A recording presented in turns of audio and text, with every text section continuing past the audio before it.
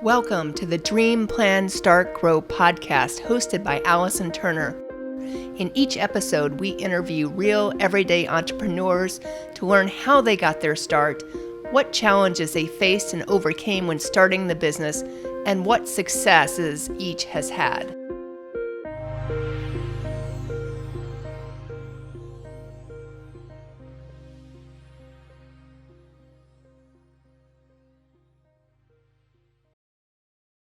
Welcome to the Dream Plan Start Grow show. My name is Allison Turner. I am your host. I created the show to educate either potential business owners or other business owners on how different entrepreneurs got their start. I find that each of us has a different story. Each of us has had different challenges and different successes. And even business owners that have been in business for 5, 10, 15 years can still learn from other business owners. So today I have with me Vivian Demille, who actually is, what is your current title? Chief Operating Officer at Henderson Behavioral Health, and I also am the owner of a yoga studio here in Delray Beach called Casa Manabliss. So she's got kind of two roles, but she has a very different storied lifestyle, I guess, where she started more as an attorney, because I know you have the attorney background from many years ago, and then have kind of gradually gone into the direction of the behavioral health as well as the yoga. So you've kind of married two different worlds. So how did you kind of go from attorney to something else? Actually, the attorney was an accident, actually. I never really 3 years of planned school. Right. I never really planned on being an attorney. In fact, when I was 15, my mother would say to me, "You're going to be an attorney someday." And I'm like, "I am not going to be an attorney." I was such a rebel. I will never be an attorney. That is so not who I am. And when I decided to go to law school, I had to eat my words. I'm like, I had to call my mother, and I'm like, "Oh, I'm going to be an attorney." Exactly. But actually, I was always in behavioral health. I started in behavioral health at 21, and I did it because a counselor at my high school asked me to help him. When I was in college, I didn't know what I was going to study. I thought I was going to be an actress. I would make a terrible actress. I don't know what I was thinking. Got a good actress name, though. Vivian Demille. Right? Yeah, I have the name, right? But he asked me to help him. When I was in high school, I was one of those kids that was constantly getting in trouble. And so they sent me to this lunchtime counseling group, and this counselor that I had was so awesome, and he was such a big influence in my life. And when I went back to college and came back to town because I'd moved away for a little bit, I went and I thanked him.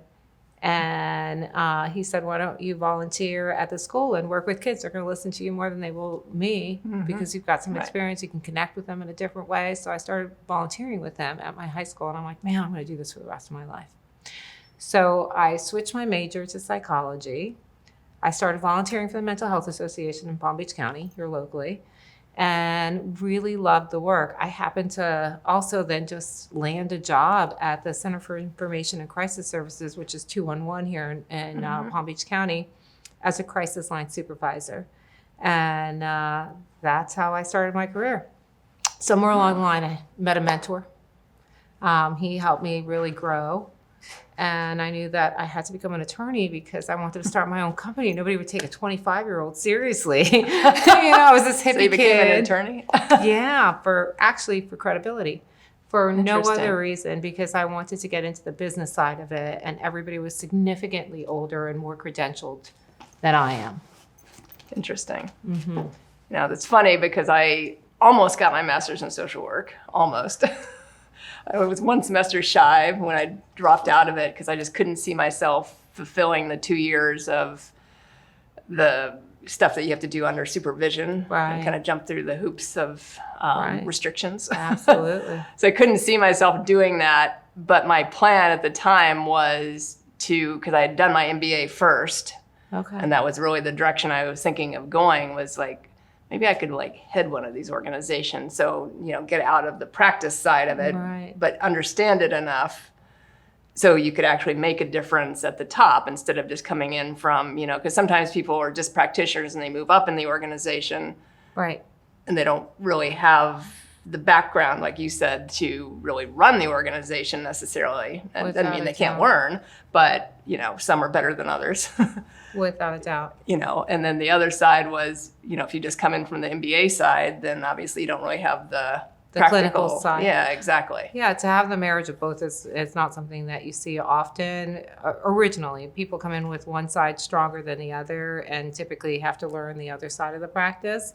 But in a balanced organization, you have your folks that are your clinical leaders, and then you have your business side that kind of come together and really think things through to create a balanced organization. I find that that's like the magic formula to success in behavioral health.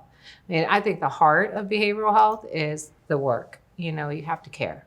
Right. It's one of those industries that if you don't care, you shouldn't really be in, because in order to make a difference, people connect to people who are invested in them. Mm-hmm. So primarily be invested, care deeply, provide amazing services, state-of-the-art services, stay innovative, learn constantly, ensure quality, and in order to really have a balanced business, make sure your business and financial structures are sound and viable. Right. That's the magic formula. And I know you owned one of these businesses, right? I did. Like you, I think, with some partners. I did, with and 4 then sold it. partners. Yeah. Started out, I say, as a figment of our imaginations. We're like, let's do it. And we were too young to know not to do it. Two out of 4 of my partners and I worked together for this company that wasn't quite we started it for someone. We worked for this consultant and then started a company for a person, and then came on as full-time employees. And we found that she wasn't the most ethical person in the world. And we were constantly fighting to be ethical. She didn't really, and not only not ethical, she didn't really care about the work. And one day we're sitting around, preparing for an audit that we did fantastic in. And we grew this company for her. And we're like, what are we doing fighting this battle here?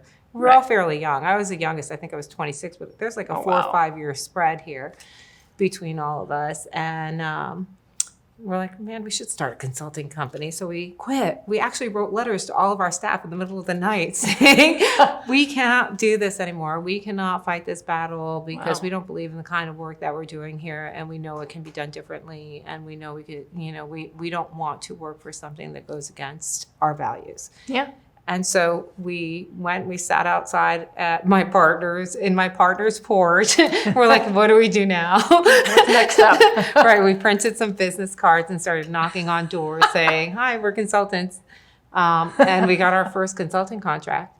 Okay. And we were able to write a grant for an organization that was awarded a federal contract to do some behavioral health work. And they introduced us to 2 other folks that were interested in they had a license in Broward County and were interested in somebody developing community behavioral health services for them. We all got together and decided to start the company together. Wow. And what did we know? I thought I knew. Sure, why not? I've run some programs. Right. I've run a couple of programs before. What's the difference of the company? And so the year I decided that we started the company, I realized real quickly that in the community behavioral health during that time, it was primarily male and primarily men that were significantly older, 60s, 70s. Really, the CEOs of large companies are typically older folks that are seasoned and been around the block. And here I am. I still was wearing tie-dye T-shirts, and half of our staff thought I was one of the kids when they'd come into the kids program. That's great. It's so true. And so I went to law school the year we started the company. Because it's the credibility piece. That was it. I was like, okay, if we're going to do this, I need something so that people take me a little bit more seriously. I ended up loving law school. I think it changed who I was in a real positive way. I really developed an appreciation for good law and well-written law and well-thought-out law. Not always is that the case, but when it works and it's well thought out, it's quite beautiful and eloquent. And so I enjoyed going to law school, but my entire life trajectory and passion has always been in mental health and just helping people be happier, find a little more peace, relief of suffering, well-being. Now, did you ever practice law? Did you do it within like the confines of your company? I did a couple of things. So one of my partners at Chrysalis Health, which was the company we started, he was an attorney, and he told me I couldn't call myself a real attorney unless I practiced. He's like, pass that bar. It doesn't. Going to school does not make you an attorney. Right. You really cut your teeth when you have to really practice. So he helped me to develop practice, and while we were building our company, for the first year or two, I practiced part-time in the evening, and it was mostly family law. And it was just because everybody that was referred to me was getting a divorce. And maybe it was my age, the people I knew, I don't know what it was, but I liked it and I did well with it. However, having said that, it wasn't what I was born to do. Especially family law can be nasty. I say, criminal law, you see the worst people at their best, and in family law, you see the best people at their worst. Right. Absolutely. So every time I talk to an attorney and they ask me what I practice and I say family law, they're like, "Oh, I'm so sorry for you." But I feel like it really taught me legal skills that have benefited me throughout the rest of my career. Yeah. Conflict resolution. Absolutely. So yes, I've used my legals, that my law degree. We work a lot with contracts when you're doing in healthcare, regulation when you're in healthcare, shaping bills, advocacy work. There's always the liability associated with providing health services and employment law that you need to know. So it served me very well. Okay. So you got the degree, and then you continued to practice a little bit, and then you just continued it within your own business. Absolutely. And then how long did you own that business? I actually sold my shares in it to my partners. I started to separate in 2019. I was like, 2018, 19, I was like, I think I've had enough. I want to retire. I want to open up a yoga studio in Delray. I want to be a mommy. I have 2 kids that I adore, and I really had worked so hard. I'd never had a chance to just be a mommy. So I'm like, I spoke to my partners. I said, it's time for me to go a separate direction. I started consulting with them with the idea of separating ultimately, which I sold my shares the beginning of last year in the company. Okay. That's when we opened Casa Manabliss. Mm-hmm. And I love the yoga studio. I love being a part of the yoga community. It's a different aspect of the same thing.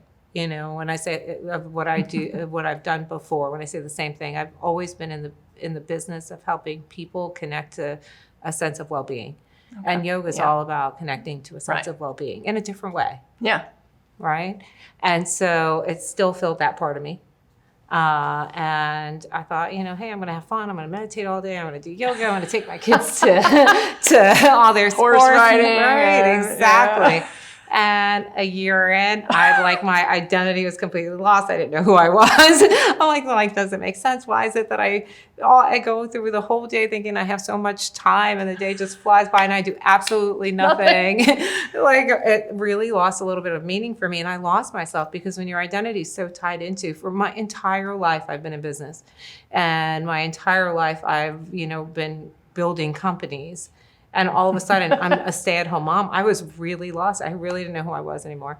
So you weren't in the day-to-day operations of Casa Manabliss? No, and Casa Manabliss is small. We set up. No, I wasn't in day-to-day operations. But I've when you think about the scope of what I was doing before, Chrysalis grew throughout the state of Florida. We had over 1,000 employees. Group now is in Texas and in Ohio. Right. Largest outpatient behavioral health company in Florida. And it was continuously growing. So I was continuously building programs. My role there was Chief Business Strategy Officer. Oh. Yeah. And so, always had something new to build. Exactly. And all of a sudden I have just, this, small business that kind of evolved naturally and organically and had leadership and everything it needed in place. And here I was being a mom, and I've never even done this before. And I really wasn't that amazing at running around. I was always late to everything somehow. Forgot half their stuff. And so I started to miss the work, and also I feel like there's a sense of purpose that comes along with the work that we do, particularly when you love it. And I miss that, for me, I require both. Being a mother is a wonderful sense of purpose, but I require something else. So an opportunity came up and I went back to work. I wasn't looking. So you weren't looking, they sought you out. Well, it happened to be, the universe kind of aligns itself. Right.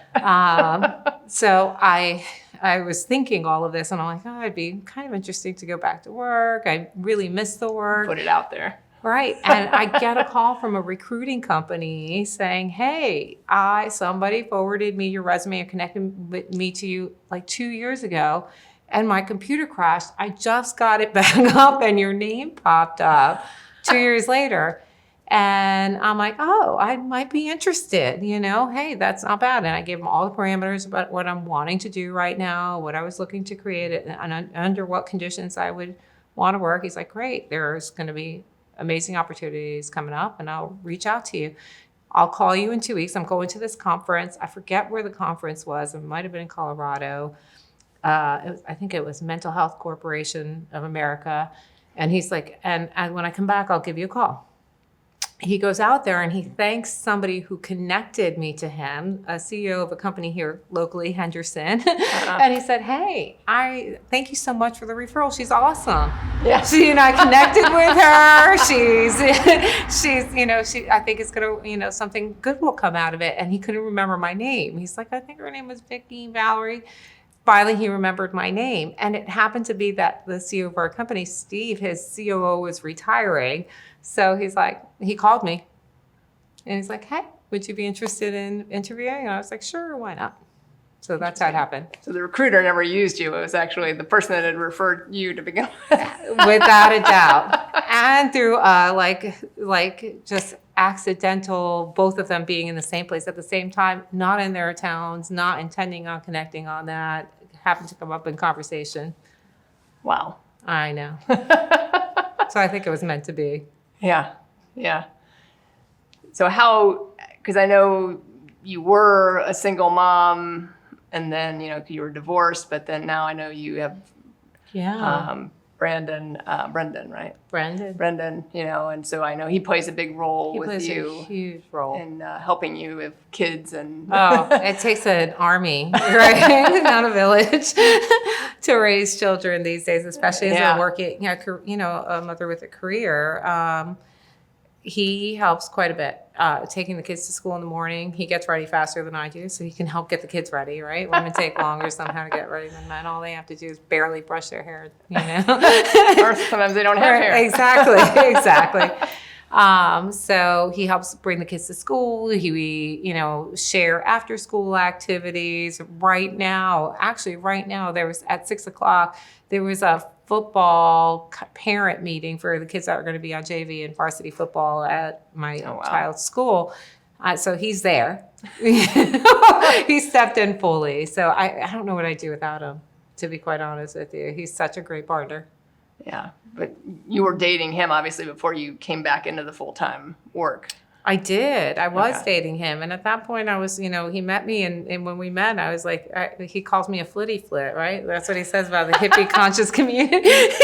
Flitty flit. Right. And at that point I said, like when I left my previous career, I had a suit burning party, right? Because I'm like, I'm going to wear feather earrings and hippie shirts all day. That's how I started my career, in tie-dye t-shirts and jeans. And somehow I come back to that. Exactly. Full circle. Exactly. So you burned everything? I didn't burn it. I put it in a suitcase. I put it away after 2 years. I gave it away thinking I'm not even 2 years, a year and a half. I'm never going to use these suits again. So I had to go buy them all over again. Yeah. Buy a new wardrobe. Absolutely. So he's been supportive through you going back in full time, and obviously. Yeah, he's really been a champion for it. He saw it right from the start. I think he saw it before I saw it.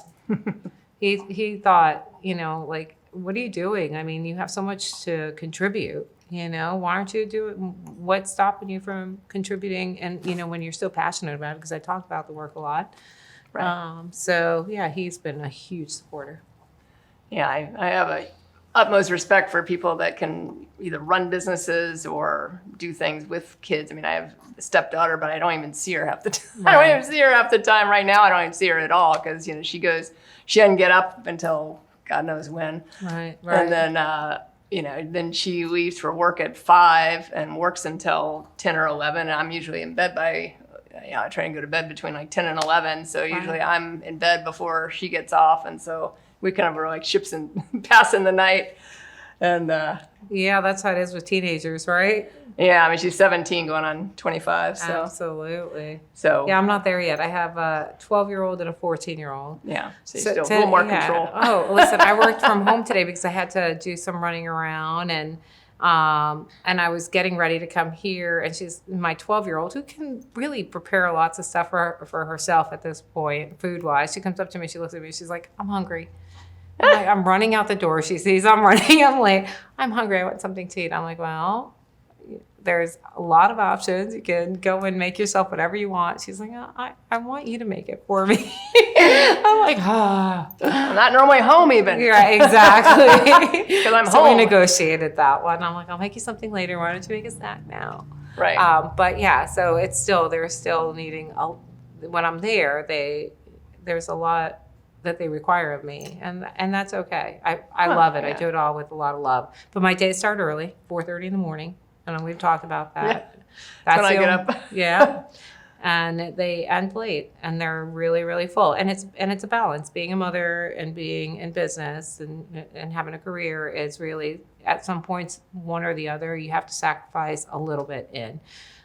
Make room, some days just know you're going to have to leave early to show up for games. And there's other days where you're not going to be able to be everywhere at one time. And I have to apologize profusely to the family because things come up and you have to work.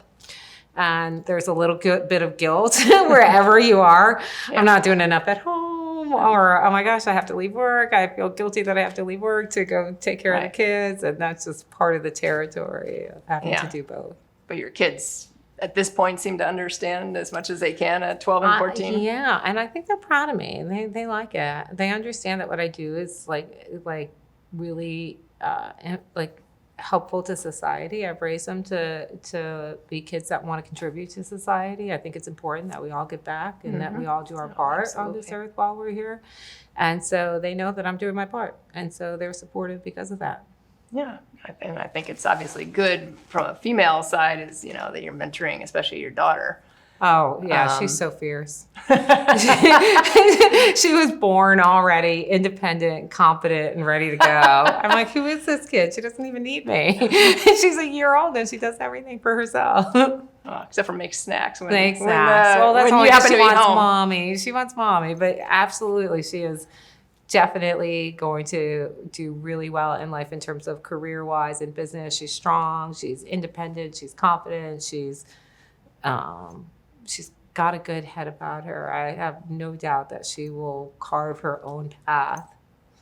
And thank God for the women that came before her, I say, and the struggles we went through, because it was not, I think, as a young girl, I didn't have the opportunity. I mean, I had the opportunities. Obviously, I did pretty okay in life, but it was much more difficult. And there was still a lot of,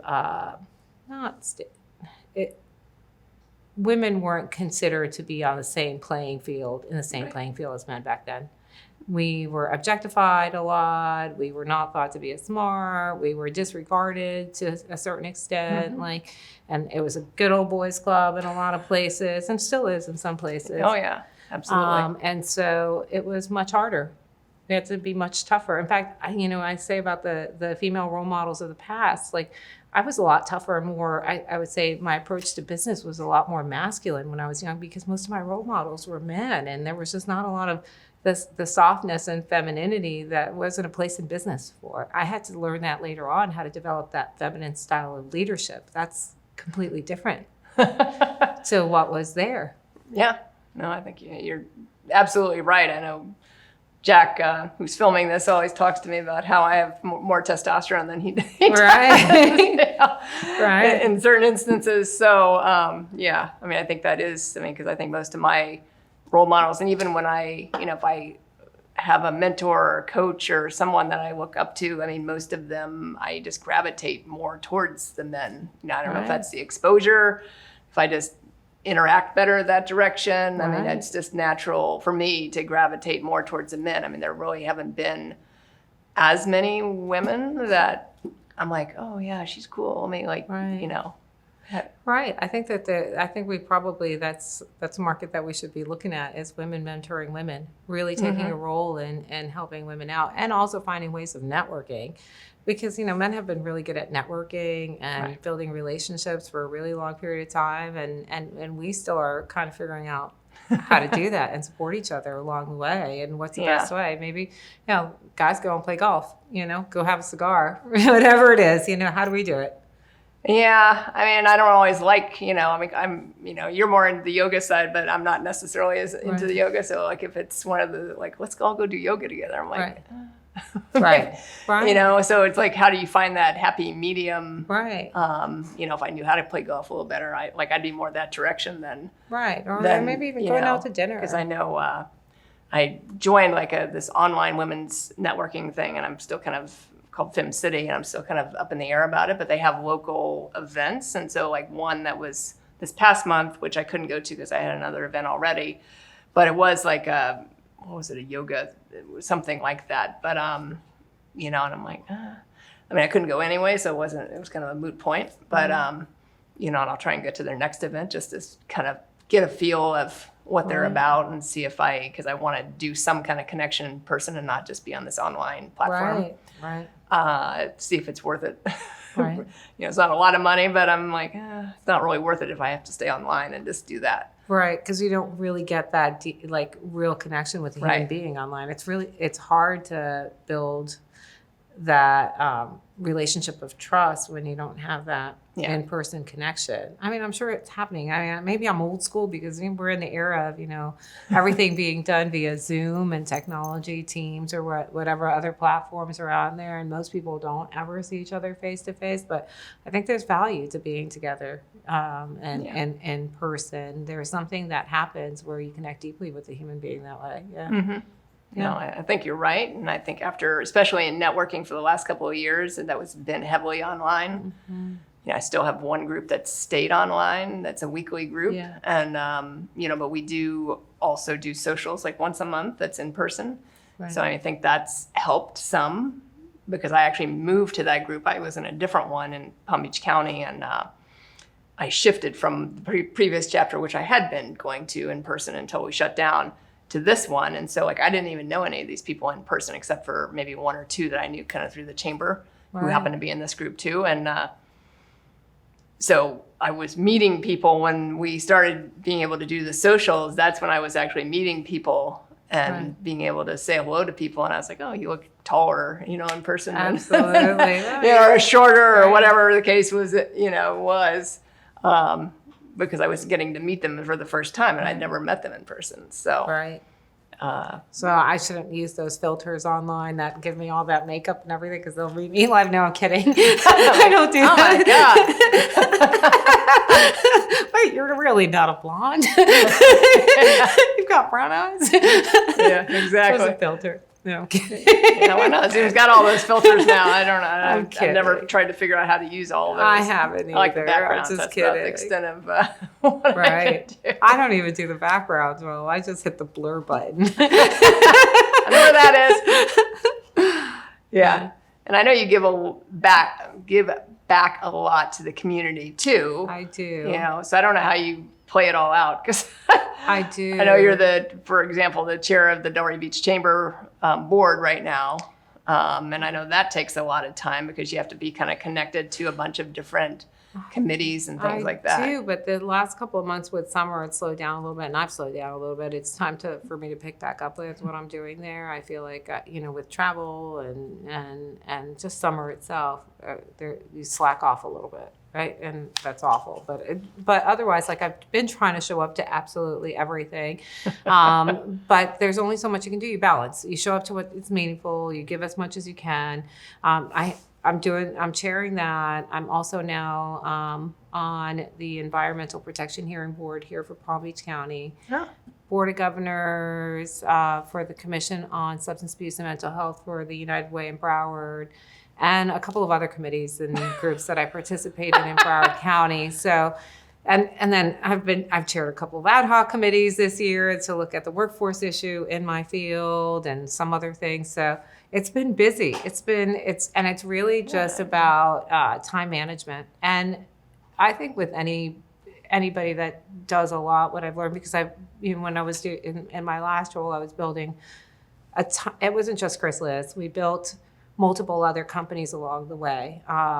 So the Chrysalis group had Chrysalis, and we had a real estate holding company, and then we built like 4 or 5 companies, other companies along the way together, and all simultaneous. And what I learned is that you have to breathe into it. You can't think about the million things that you have going on, because if you think about it, you'll become so overwhelmed, you'll shut down, and you'll never be able to do any of it, right? Yep. So you just plan your days, try to hit your most important things, and you're going to probably get 80% of it done, and something is going to pop out of the blue, pop up that is going to derail you for a couple of those hours, and be okay. Yep. You're going to get to the rest when you get to the rest. And really try not to think too much ahead, because when if you try to like really think out the scope of what you have in front of you, I think it would have to. It's overwhelming. Yeah, half the folks would fold right there. That's it, I'm done. So Right. so that's my strategy. Yeah, well, and I think you bring up a great point for people that either want to start a business or, are in a business, because you do have to kind of stay in that present.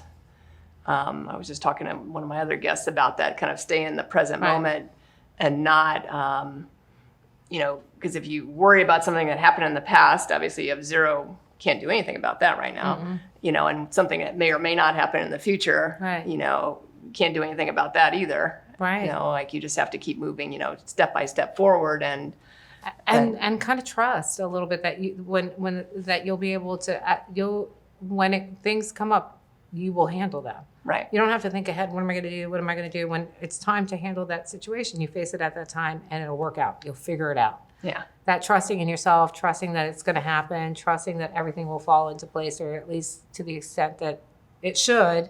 Yeah. And I think that's a skill set to be able to learn that, a really important one. Yeah. I also think the other thing is to, when things go wrong, the expectation that it's never going to go 100% right. It's never. It doesn't. You have to expect, if you're going to start something new and you have the best laid out plans, a strong business plan, everything laid in place, it's absolutely perfect. People are going to love it. You've done a lot of market research. You've tested it out there. You know it's going to be something fantastic. You develop it, and there's like all of these things you didn't think of. 80% of it is right, 20% of it is off. It's maybe, the finances aren't playing out exactly how you thought, or it's not moving, the product's not moving as fast as that you thought it was going to move. That's normal. And then it's about tweaking. Yeah. And so that's something that I've learned, is expect the unexpected, expect that you have to tweak, expect that it's a constant strategy, expect a constant evolution of your product and rethinking it, and be willing to make the mistakes along the way, and be willing to shift when things aren't going in the right direction, because I think people commit so strongly to a direction that they'll go down with the ship. Sometimes too. Like, no, this is going to work. Right. Yeah. I'm going all the way. Right. And it's not working. It's not working. It's not working. And they're not changing anything. And they can't. And then it's too late. Right. So when it's not working, make the changes that you need to make, knowing that each little shift is going to take you to your ultimate goal. Yeah. I think, that's key. And I think I've evolved over my own career of being in business for myself, because I think I was more on the other side of that initially, because I was one of those people that I can't take this phone call because I got these 9 things I got to do over here, and this can't happen right now. So, I just wouldn't take it. And then, but maybe it was an important phone call to take. And now I've gotten better at, okay, in this time, I'm not going to take phone calls, but I'll call this person back if they call in, or if I have, if I'm gonna, depending on what I'm doing, and if I have a break where I can break out and come back in easily, because it depends on what I'm doing. Because sometimes if you break out, then it takes you another 45 minutes to jump back into that focus. So I know I've become better at doing that over the time, and become more, because I'm probably my biggest critic you didn't get enough done. I mean, even this week, the last week or so, I've felt a little scattered, and I was like, what's going on? Like, I'm like just feeling like off a little bit. And I still probably get more done than probably 80% of the population out there, which is what I really have to kind of remind myself. Like, even in your scattered time, you're still getting more done than like 80% of like the people out there. And absolutely. And what I find with like myself and I also find with all the folks that I speak to is that it's this like ebb and flow, right? Where there's times where you're really productive and there's times where it slows down and you're like, maybe I'm slacking a little bit, or you like, surf the internet a little bit and take a little bit of a break, and you're like, wow, this is a lull. I'm having a break. Should I feel guilty about this? And then you're back up and running, and for a week or two, you're underwater and you're doing 20 million things at one time and you accomplish amazing things. And I think it's constantly like that. I don't think that it's a steady production rate. I think there's ebbs and flows to it, and that we have to be okay when those quiet moments come to take that time. And I think it's a time of restoration, and so that when those times come where you're going to push something out, or the big creative pushes, you've got the energy to do it all over again. Mm-hmm. Yeah. And when you say restoration, what is that for you? If you push hard all the time, you burn out. Right. You're going to burn out. But is that doing more yoga? Is that meditation for you? Sometimes it's just tuning out and going on the internet and doing something mindless. Sometimes it's playing solitaire for me. But there is yoga and meditation and the wellness things. But let's face it, we all have to every once in a while just tune out and do something that's completely mindless, right? So that's restoration watch for me. Netflix. Right. Spend a day spend a day on a weekend in my pajamas. That's like for most folks, that I know, we all feel guilty, right? If we take any time for ourselves. The list is out there, the groceries, the shopping, the things we want to do, the projects we want to work on. And then you're in your pajamas and you're thinking about, wait a minute, I have all these things. I really shouldn't be sitting here, and you're not enjoying it. Yeah. So I think if you're going to be in your pajamas, enjoy it. Really take that time and pamper yourself, and do it knowing that it's going to feed your soul and it's going to give you what you need so that you can do everything else. Mm-hmm. Now, I know you said you started in your 20s on this whole journey. Mm-hmm. So how did you because I don't think I would have ever started a business in my 20s. I think I would have been like, what do you mean start a business? Yeah. How did you have the confidence, and was it more the upbringing? Is it more like the school experience? Yeah, I think it's my personality and nature. Okay. Everywhere I went, I always ended up managing things. When I was in high school, I worked at the mall, I worked at a store, I became the assistant manager. When I was out of high school, somehow I ended up selling door to door, just briefly, water treatment equipment, literally, I forget the name of the company, but I did, and I ended up like regional sales manager for it. And so everywhere I kind of went, I ended up in a leadership role. It was just a natural thing from the time I was a kid. And so I ended up meeting this amazing mentor. It's just the way that it worked out in life. When I was at 211, somebody that I worked with said, hey, there's this job opening for this adolescent treatment center that's opening up for a weekend coordinator. Would you be interested in interviewing for it?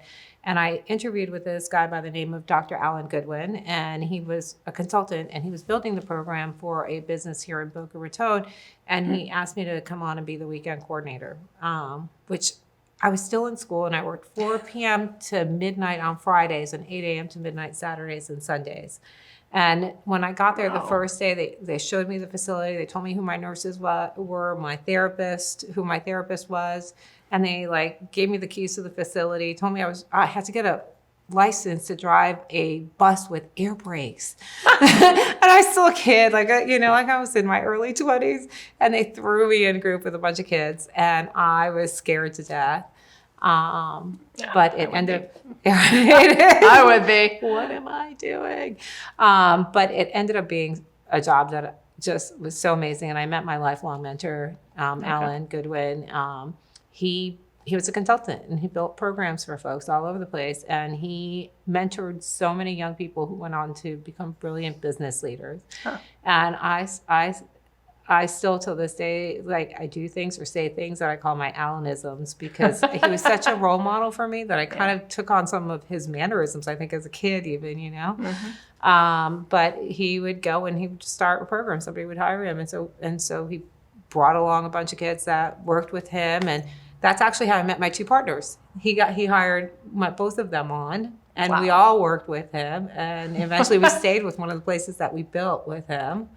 And from there we went on our own. But working with him really taught me to think outside the box, to not be afraid to try a new idea. We were putting programs together from scratch, everything, hiring staff, sites, marketing, licensing. So I really got to know all aspects of the business. And I really, and I felt really prepared to go out and do it for myself.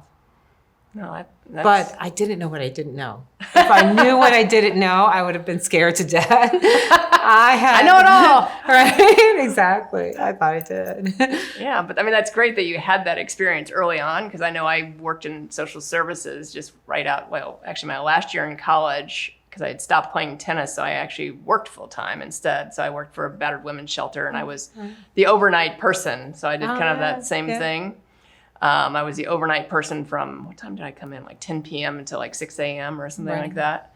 So I did that overnight 3 or 4 days a week, which wasn't anything great in the cash department, but it gave me the experience because I wanted to give back and I wanted that experience. And, but I always, and obviously all my job was just to make sure if they needed medication or if they needed something in the house, because I was in an actual shelter. And if the doorbell happened to ring or if the crisis line rang for someone, an intake, I had to deal, I dealt with that. Right. And that's pretty much all, what I did. And so some of it was sleeping, some of it was answering phones, and then occasionally someone in the shelter would need something and making sure they were all in the shelter by a certain time. Okay. Did you like it? I did like it. I get bored after a while. Right. Because I'm one of those people that has to, I leave jobs because I get bored with the job. Right. Because I had 3 different social service jobs in 3 years. Okay. And was going to do a MSW then. And I was like, oh, no, I can't do that. I was burned out in 3 years. Yeah. It is. It's a high burnout field. Yeah. And I just felt the restrictions. And I mean, that was part of my challenge with it, was the restrictions, because, you're funded by whatever source and you only can do this because the funding is only good for this. And I think my last job, which was the longest of the 3, was dealing with youth, and we were a crisis the part of the organization. It was a pretty big organization in Chicago, and so the part I was involved in was the crisis intervention side of it. Right. So we would be on call, for 24-hour shifts, and so we had, back in the day of the beeper, we had beepers, and so I learned to hate that sound when the thing would go off in the middle of the night and wake you up. So did you have to go on site, crisis intervention? You drive to the place of crisis? Yeah. Well, the good news and bad news is it was Cook County, but it was northern Cook County, so which is Chicago, and northwest. So basically northwest Chicago, and then Proviso and Leiden Townships, which is in the northwest outside of Cook County. Okay. And so we had to go to police stations when a kid refused to go home or a parent refused to take their kid home. Ah. So we would work to our goal, and the funding was really to try to reunify that, assuming there wasn't abuse or something like that. But the kids that we dealt with usually manipulated everything. They just didn't want to listen to the parent, or they were already wrapped up in the gangs on the street, or things like that. I had one case, I just remember, it was a young woman that was suicidal. So I was able to obviously get her help, because she didn't want to go with her mother. She wanted to be with her dad, but her mother, I guess, had the custody, or her mother was the one that was in the play, and there was some stuff that was going on with their mother. So, because she was, suicidal, and, we were able to get her in treatment, and then her dad came into play. But, I remember there was just certain things I couldn't even do because of, the funding was only, here's what it's for. Right. You can't do the X, Y, and Z because, and then we had to also do crisis intervention for foster homes. Right. So I definitely know that work. I've done all of it. Yeah. Everything you said, we do. For the most part. We don't have the domestic violence shelter, but we work with kids in crisis, adults in crisis. I Henderson Behavioral Health operates the mobile response team for Broward County for all the crisis in Broward. So we send people out to respond. So But I think if I had been more in that, maybe in the either program side or like the building, like it would have been, and obviously I was still young. I was like 22, 23. I think I left that industry when I was maybe 24 and I went completely different. I went into financial services because I was so burned out, and I like went and, back in the day when there was wire operators and, financial planners offices, so I would put orders in for like, 10,000 shares of whatever. Right. Back before they could do it themselves. And so it gave me this break, but I only I stayed there for maybe 14 months because I got bored there and I didn't want to I had no desire to be a financial planner. Like, I don't want to deal with other people's money. Right. And I could have been a trader. Like, that was really what I was interested in. It was more of that, but I had to move to like Milwaukee or somewhere. And I was like, I don't really want to be in Milwaukee. I was in Chicago at the time. What's from there for you? Like, where did you, like, after that, the financial planning? I went into tennis, back to the roots of what I grew up with and played. So I taught tennis and ran programs for tennis for 14 years.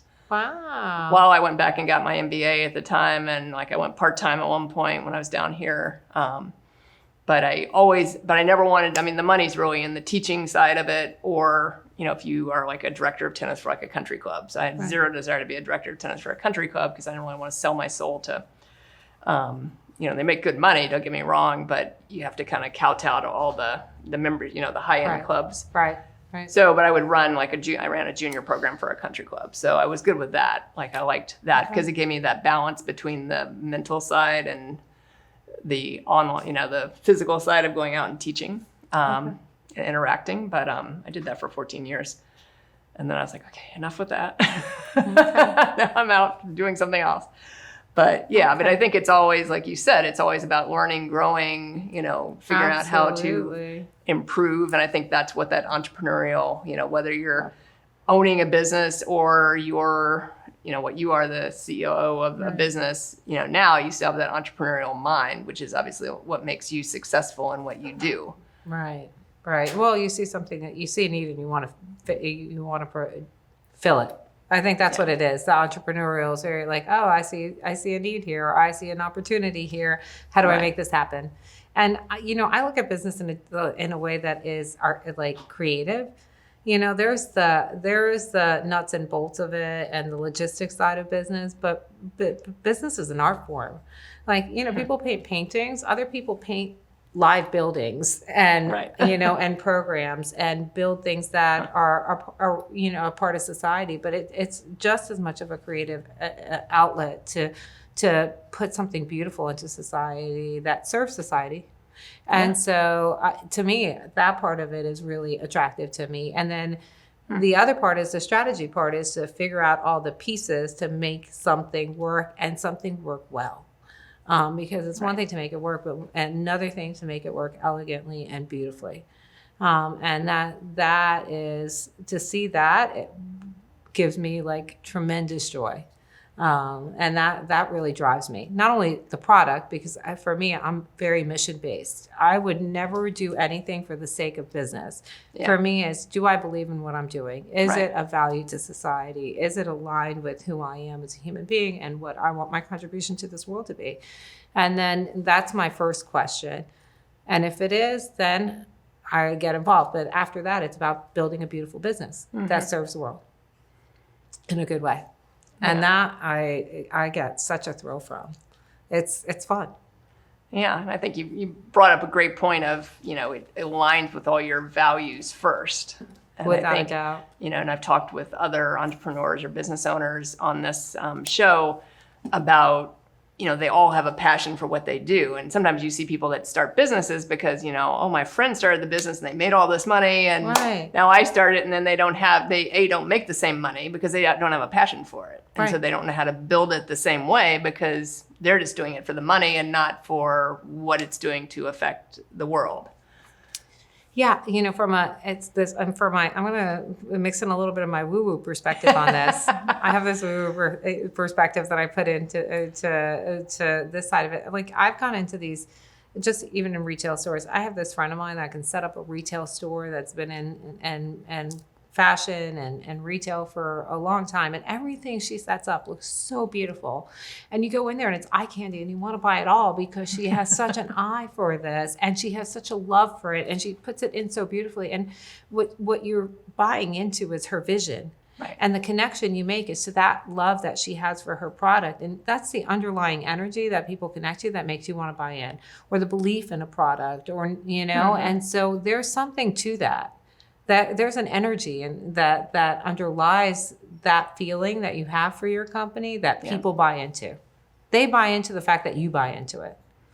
Right. They say you never sell a person on your product, you sell a person on you and your belief, you know, and your belief in it. And so you have to have that. It's fundamental. All the great companies in the world have that. They all believe their product's the most amazing product for society, whatever it is. Right? Yeah. Well, that's very true. And I, you know, as while we're talking, if we're going to talk about some of like the fundamentals for me, like that I feel like are really critical these days, is conscious business and how to do business in a way that's been done in a new way. That there is opportunity for win-wins in business. There's opportunities for balanced business, that businesses that do the right thing by their staff, by their community, by their stakeholders. And when I say stakeholders, it's not just shareholders, it's every stakeholder. Right. And when you're really thoughtful about the way you do things and try to do the least amount of harm, the most amount of good, and balance it all out, that your companies actually do better. Conscious businesses, now we know, when you look at them, outperform financially. Other businesses tend to win. So you're going to win. Really? No matter what, you win. So why not do it the right way? So I'm such a proponent in conscious business. And conscious business really means being thoughtful. Right. Being mission-based, being thoughtful, doing the most amount of good you can, not being perfect, you know, but wherever you can, continuously improving to do the best that you can by everyone around you. And so what was interesting to me when you start looking at it now, like if you look up conscious business, there's paradigms of, you know, it's a paradigm. It's that there's a structure to it. It's been studied. There's articles about it from various universities and folks that are super credible, and they do really well. Wow. So I think that there's an opportunity to really refine that, to be champions for that, to look into that, to learn more about that, what it takes to become that, and how to do business in a different way, in a more evolved way. We don't have to, you know, it's not like, you know, we don't have to take each other's toys or compete or like, you know, lay down the hammer or try to take as much for the company, you know, the share, and not be thoughtful of the folks that work for us and whatever it is. And not to say that everyone's like that, but it happens, right? It happens out there. But and that was an old paradigm. It was a very there was a different kind of a need for survival that we came from that kind of probably underlies that competitiveness and that need to protect. But I think that we have gone to this point where we can see past that. And we can get to a place where we can ensure that a company is successful without having to do that. Yeah.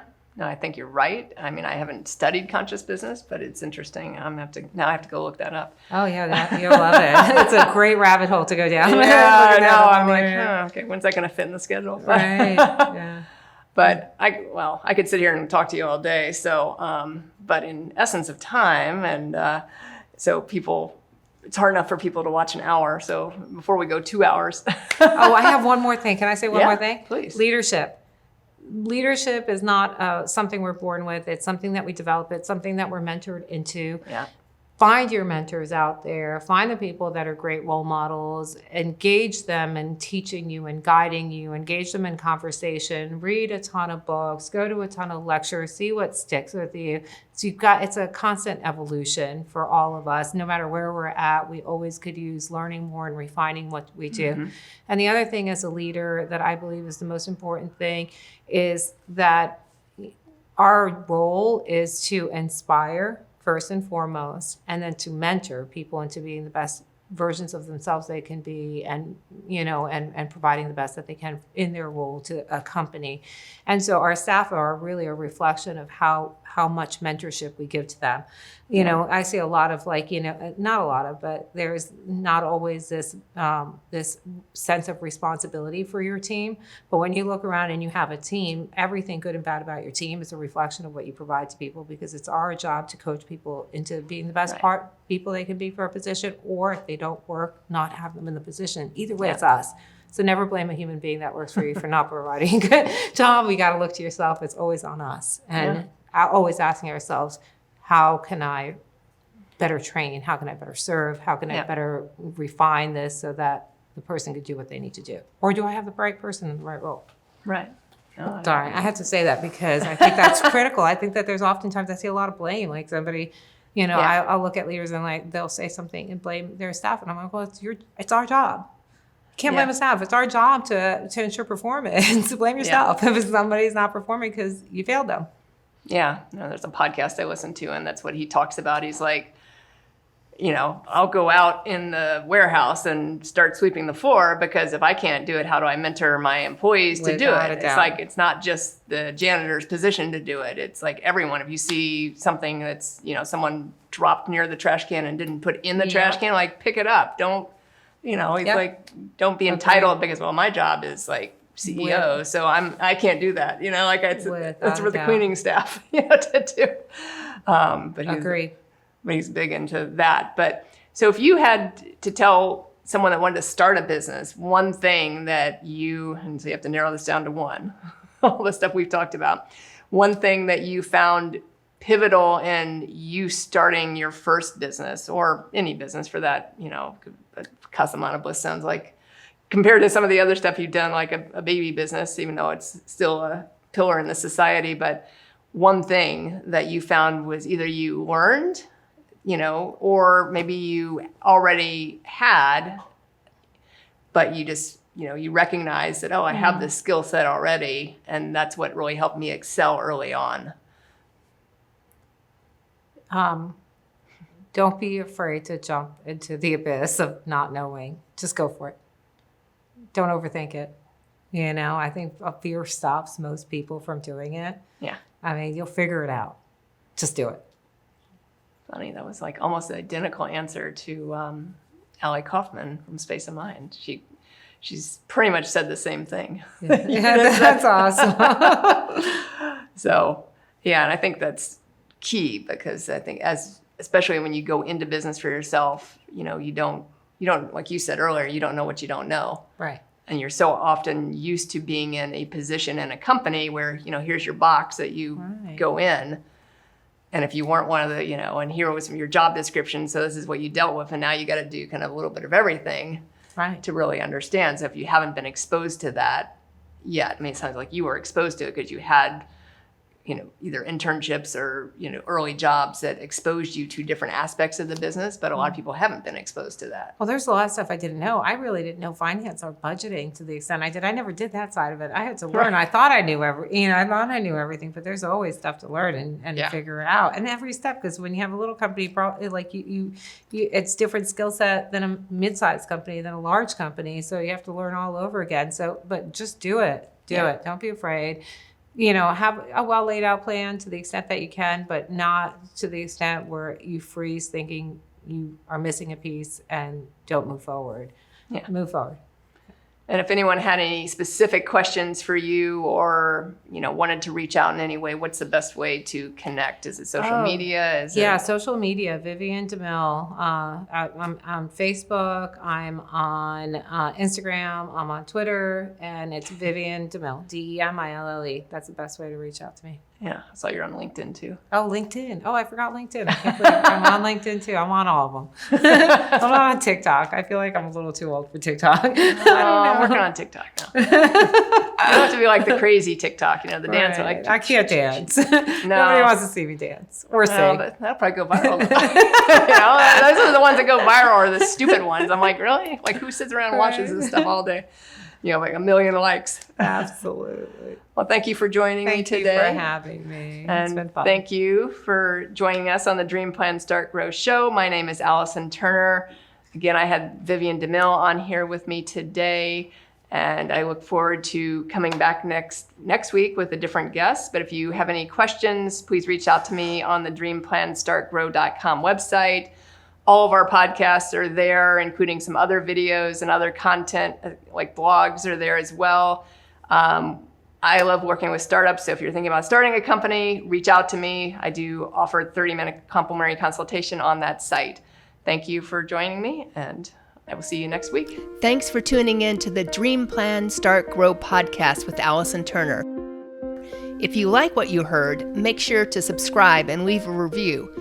Join the Dream Plan Start Grow community by following us on Facebook or Instagram @Dream Plan Start Grow. See you in the next episode.